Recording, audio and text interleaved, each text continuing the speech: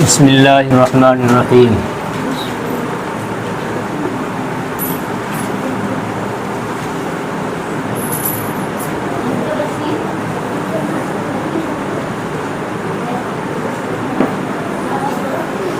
अब तक हमने पहले सबक में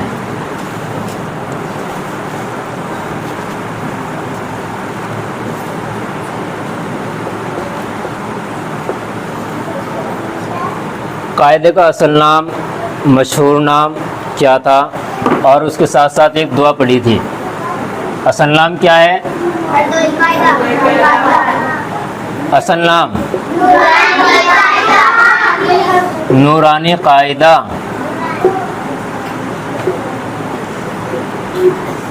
और मशहूर नाम हरदोई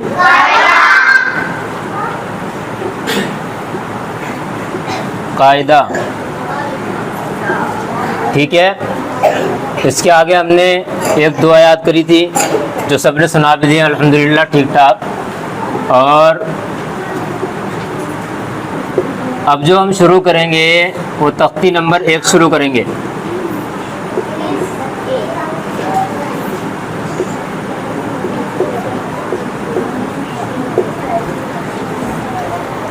कायदे के अंदर जो तरतीब है, इस कायदे के अंदर जो तुम्हारे पास है ये तरतीब बिल्कुल सही है। मैंने पिछले सबक में कहा था कि इस कायदे के अंदर जो बिस्मिल्लाह के बाद इन्होंने रब्बी अस्सी लिखा है ये बिल्कुल ठीक लिखा है। बाज़ लोगों को इस पर एतराज़ हो सकता है कि भाई आप कैसे फ़ैसला कर सकते हो कि ये सही है या गलत है। फ़ैसला इसलिए कर सकते हैं, हमारे पास जो तख्ती नंबर 1 शुरू होने वाली है वो मुफरदात की है और जो ऊपर दो आई है ये मुरक्कबात की आई है। मुरक्कब किसे कहते हैं? मिले हुए हरफों को, जैसा कि आगे तख्ती में आएगा। और मुफरदात किसे कहते हैं? ये मैं यहाँ इस सबक में जो आज तख्ती नंबर 1 शुरू होगा ये तुम्हें समझाऊंगा। ठीक है, ये थोड़ा थोड़ा रिपीट कर लो इसको जहन में एक मरतबा जो पिछला सबक पढ़ा है। असल नाम नूरानी कायदा और मशहूर नाम।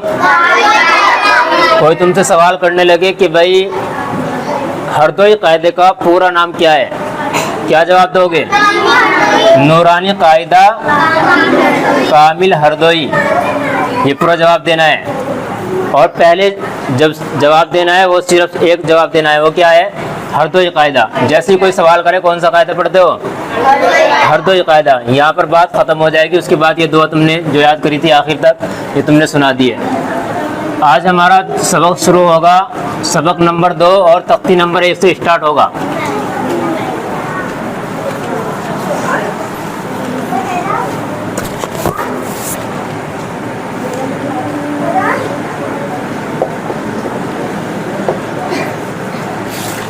सबक नंबर 2 ये शुरू हो रहा है तख्ती नंबर कितना? तख्ती नंबर 1 तो पढ़ा नहीं, 2 पे कैसे पहुंच गए? तख्ती नंबर 1 क्या लिखा हुआ है इसमें? कायदे में देखो, तख्ती नंबर 1 के बाद क्या लिखा हुआ है? मुफरदात। क्या लिखा हुआ है? अब यहाँ सवाल बनेगा मुफरदात। मुफरदात किसे कहते हैं? किसको? अलग अलग हरफों को मुफरदात। हम इसको कैसे याद करेंगे? अलग अलग हरफों को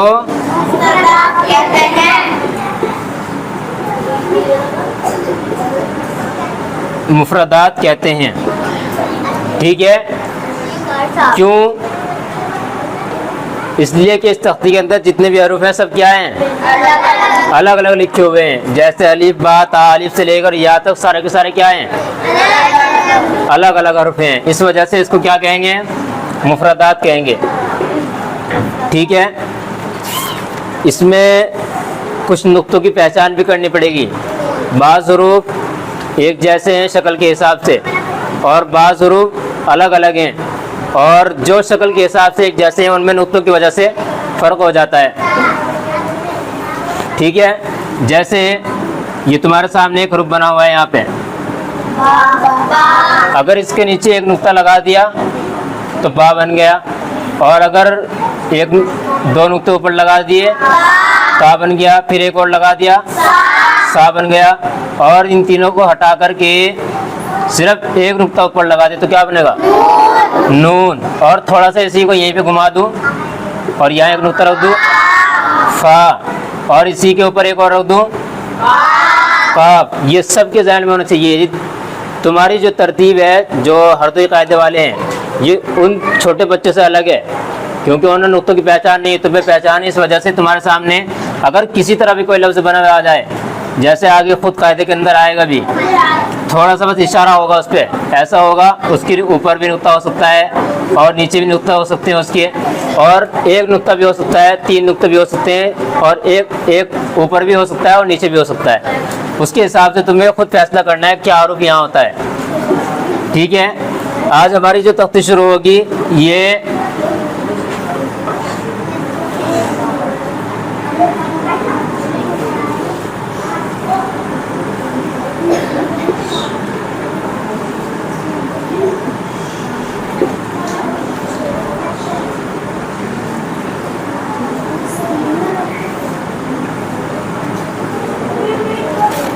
क्या है?